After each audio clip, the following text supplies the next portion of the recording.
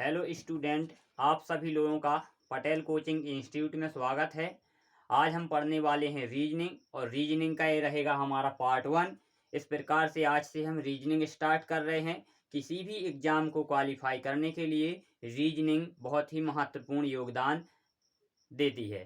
तो इसको सही तरीके से सॉल्व करने के लिए सबसे पहले हम देखेंगे A to Z तक सभी अल्फ़ाबेटिकल्स जो होंगे वह किस नंबर पर आते हैं, उनका सभी का नंबर याद रखना है, जिससे हमें आसानी से क्वेश्चन हम सॉल्व कर सकते हैं। तो सबसे पहले देखेंगे ABCDEFG, इस प्रकार से हम Z तक लिख लेंगे और इन सभी को हम नंबर दे देंगे कि किस प्रकार से यह है, किस नंबर पर कौन सा लेटर आता है। जैसे हमने A से M तक लिख लिया है क्रमागत, अब हमें यहाँ से इस साइड में लिखना है। अब इसकी साइड से लिखना है, M के नीचे लिखना है N, L के नीचे लिखना है N के बाद क्या आएगा O, फिर आएगा P, फिर आएगा Q, फिर आएगा R, फिर आएगा S, फिर आएगा T, फिर आएगा U, फिर आएगा V, फिर आएगा W, फिर आएगा X, फिर आएगा Y और फिर आ जाएगा Z। इस प्रकार से हमने A से Z तक क्या लिख लिए है, अल्फाबेटिकल से। अब A जो रहेगा हमारा किस नंबर पर है, तो इसे 1 दे देंगे, ये 2 दे देंगे और इस प्रकार हमने सभी अक्षरों को नंबर दे दिए हैं। इस प्रकार से हम सभी को क्या कर देंगे, नंबर दे देंगे। नंबर जैसे ही हमने इनको दिया है और इन सभी को हमें याद भी रखना है, क्योंकि जब तक यह याद नहीं होंगे कि कौन सा लेटर हमारा किस नंबर पर आ रहा है, तब तक हम रीजनिंग को सॉल्व नहीं कर सकते हैं। तो इन सभी को सबसे पहले हमें याद रखना पड़ेगा कि कौन सा लेटर किस नंबर पर आ रहा है।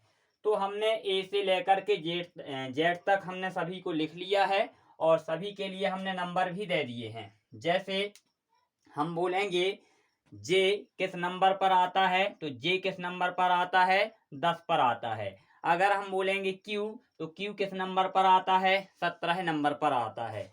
अगर हम बोलेंगे टी, तो टी किस नंबर पर आता है, तो ये 20 नंबर पर आता है। अगर हम बोलेंगे पी, तो पी किस नंबर पर आता है, 16 नंबर पर। तो इनको सबसे पहले हमें याद रखना है, इसके बाद ही हम क्या कर सकते हैं, इसको आसानी से सॉल्व करेंगे। अब एक बात और हमें याद रखना है, इन दोनों का जो योग रहेगा ए और जेड का, दोनों का जो एक योग रहेगा, इनमें से इनके जो सामने वाले लेटर रहेंगे, इन सभी का योग कितना होगा, 27 होगा।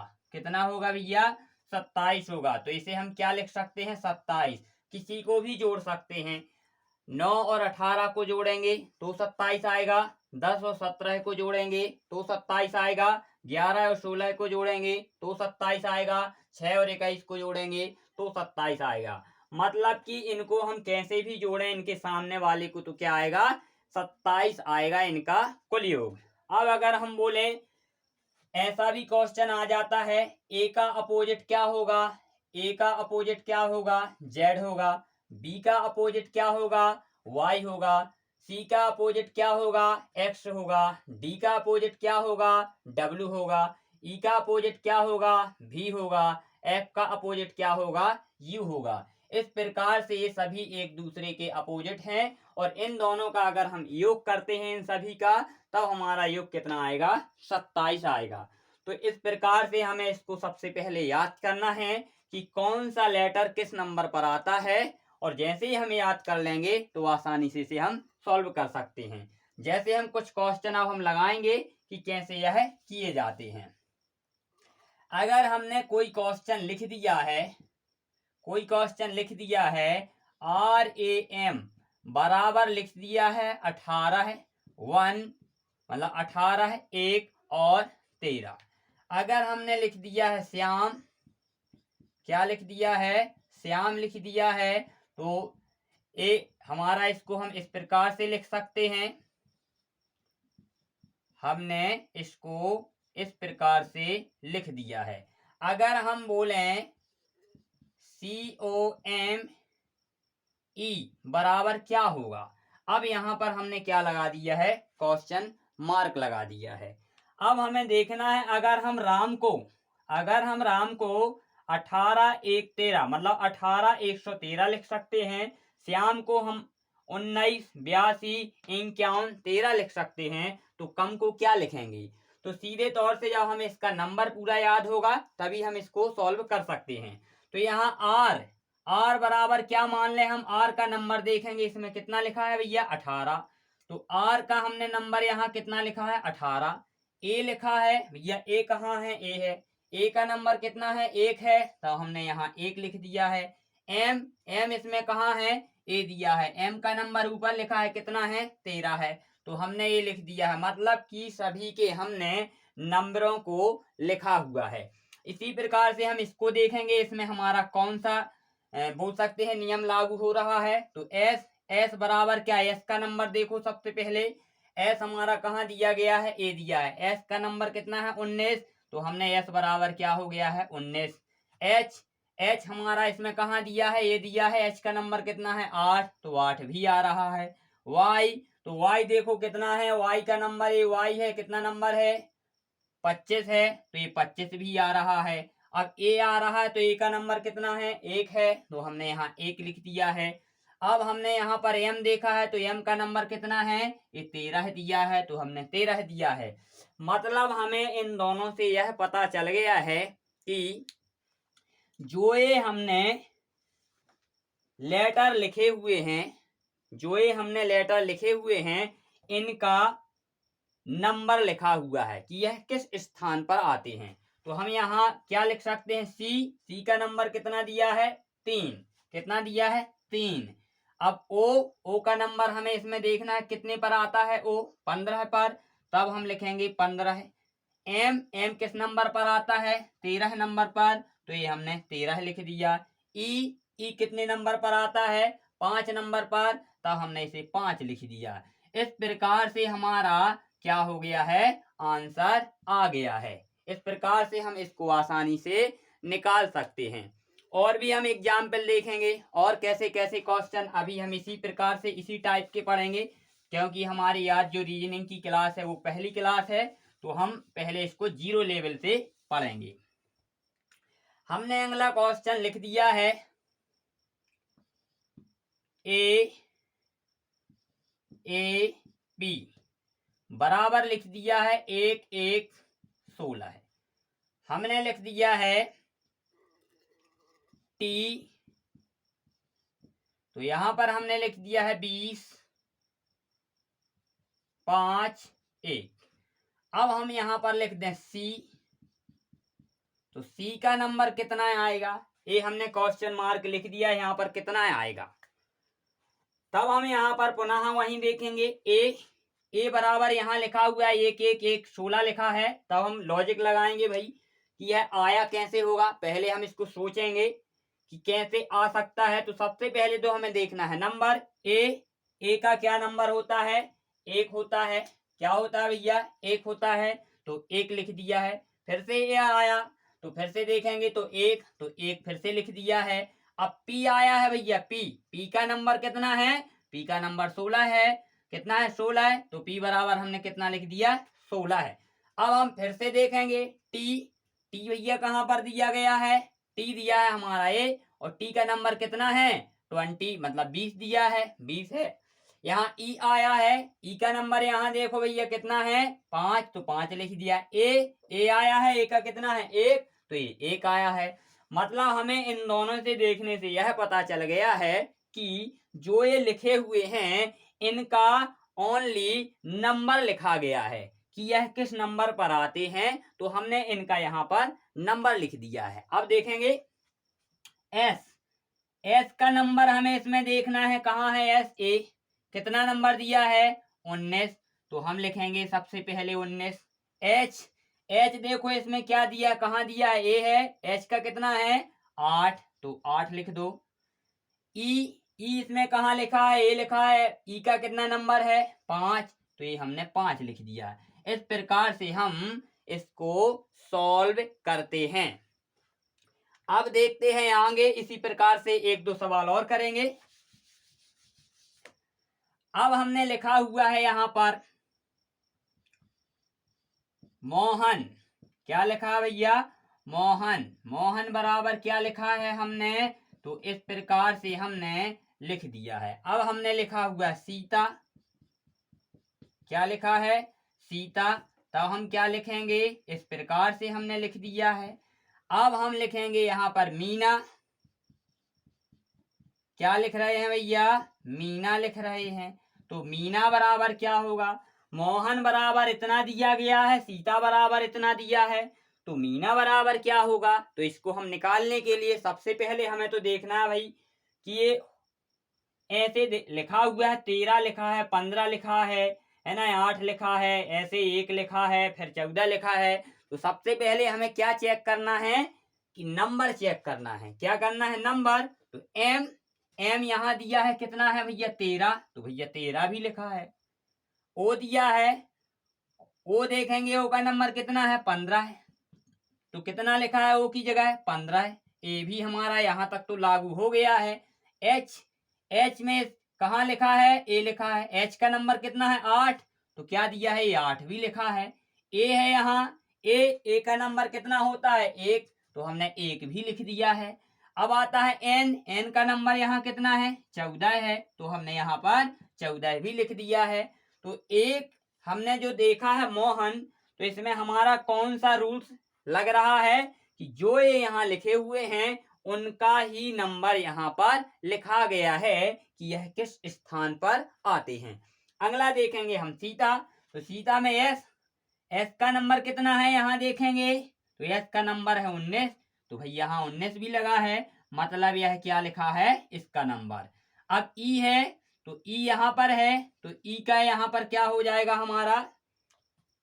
तो यहाँ पर थोड़ा सा हम चेंज कर लेंगे, यहाँ पर 1 और 5 लिख लेंगे। क्या करेंगे? 1 और 5 लिख लेंगे। तो हमने यहाँ ई लिखा है, तो ई की जगह कितना आया? 5 आया। फिर से 1 और ई लिखा, तो यहाँ भी कितना आया? 5 आया। टी, तो टी बराबर कितना आया? 20, क्योंकि टी का नंबर कितना है? 20। ए, तो ए बराबर कितना लिख दिया? 1। यहाँ हमने इन दोनों में यही देखा है, दोनों से यह पता चलता है रीजनिंग का मतलब होता है जो चीज पहले में फॉलो हो रही है वही दूसरे में भी होगी, वही तीसरे में भी होगी, और अगला जो आएगा उसमें भी वही फॉलो होगी। तो इसमें भी यही होगा, इन दोनों में इनका नंबर लिखा गया है, तो मीना में भी क्या लिखा जाएगा? इसका नंबर लिखा जाएगा। तो एम का नंबर कितना है? 13 है। तो हम यहाँ लिख देंगे भैया 13। यहाँ ई है, ई का नंबर ए क्या है? 5 है। तो 5 लिखो। फिर से ई आया, फिर से 5 लिखो। एन आया, तो एन का नंबर है 14। तो यहाँ 14 लिख दो। ए दिया है, ए का नंबर कितना है? 1 है। तो हमने यहाँ पर 1 लिख दिया है। इस प्रकार से हमने मोहन बराबर इतना दिया था, सीता बराबर इतना दिया था, तब हमने मीना बराबर इतना निकाल लिया है।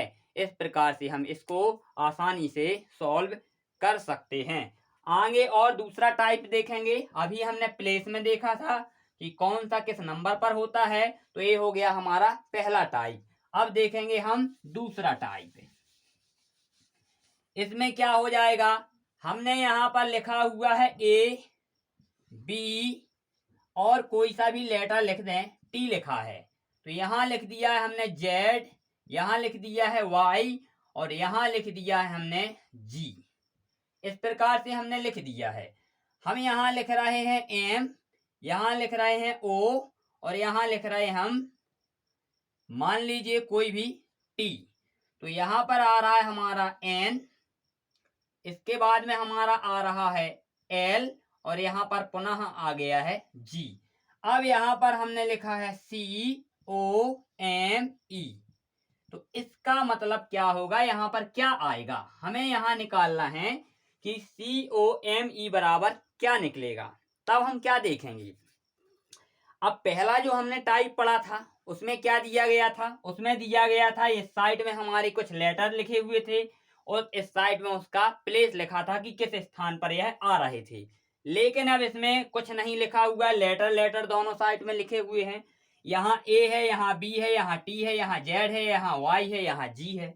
यहाँ m है, यहाँ o है, यहाँ t है, तो इसके बराबर में क्या लिखा है, n लिखा है, l लिखा है, g लिखा है। अब हमें निकालना है c का o और m e, इनका मतलब निकालना है, इसके बराबर क्या लिख सकते हैं। सबसे पहले अभी हमने बताया हुआ था अपोजिट, मतलब इनका क्या बताया हुआ था, विलोम।